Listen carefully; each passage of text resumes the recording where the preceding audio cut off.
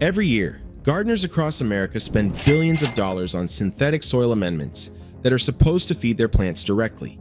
Meanwhile, one of the cheapest and most common pantry staples in the world, simple white rice, can permanently expand the earthworm population in your garden, trigger a massive microbial bloom, and increase your total vegetable yields by as much as 25%, all for just a few pennies.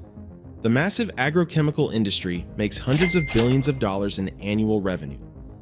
By ensuring you never realize the profound connection between a 50-cent bag of dry rice and the complex living ecosystem it activates deep underground.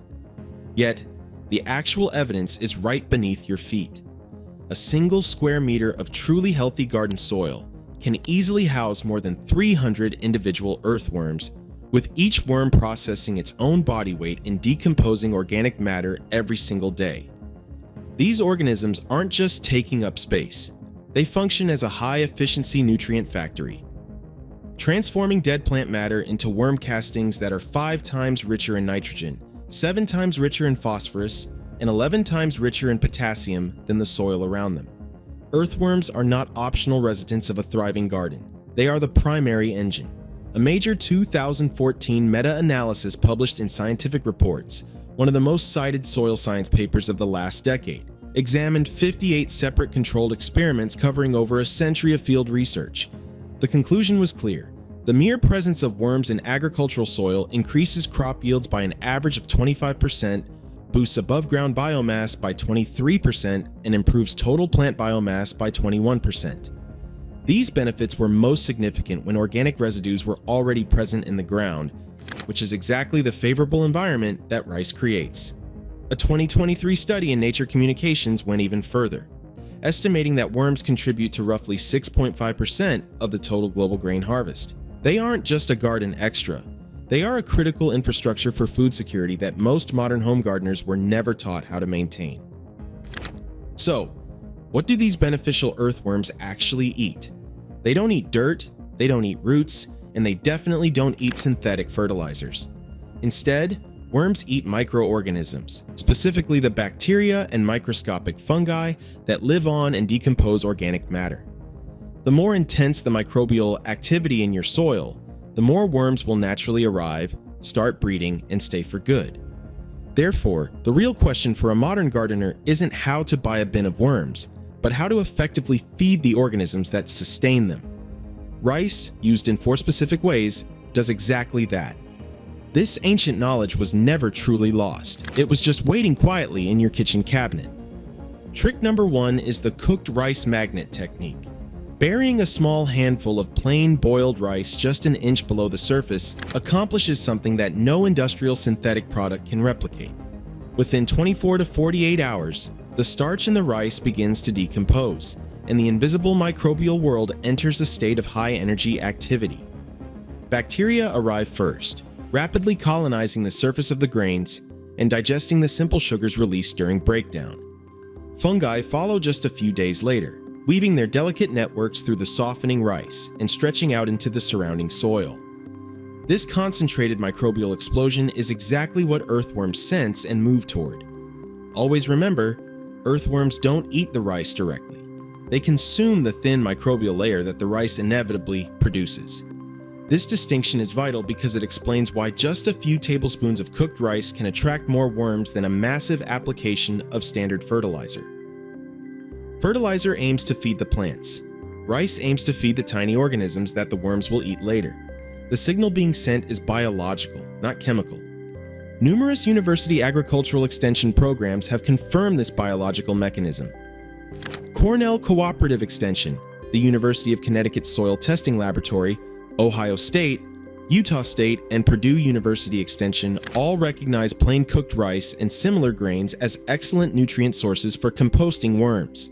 Experts agree, cooked rice with no oil, salt, or spices is one of the fastest decomposing organic materials you can add to your soil.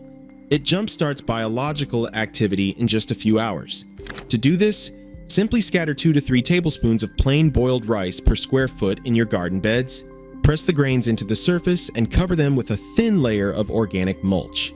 The mulch helps hold in moisture and prevents the rice from drying out before the microbes can colonize it. Trick number 2 is the crushed raw rice slow-release feeder. While cooked rice works fast because the starches were gelatinized by heat, crushed dry rice works differently.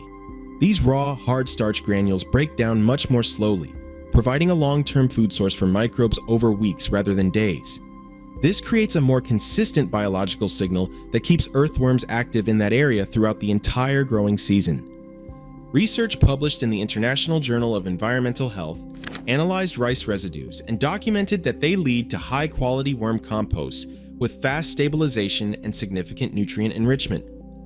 The underlying principle, verified in soil biology and biochemistry, is that label carbon sources, like starches and simple carbohydrates, are the most effective drivers for worm reproduction and biomass. Dry raw rice is one of the most cost-effective and shelf-stable carbon sources available to any gardener. To use this method, lightly crush the dry grains with a rolling pin or pulse them briefly in a blender.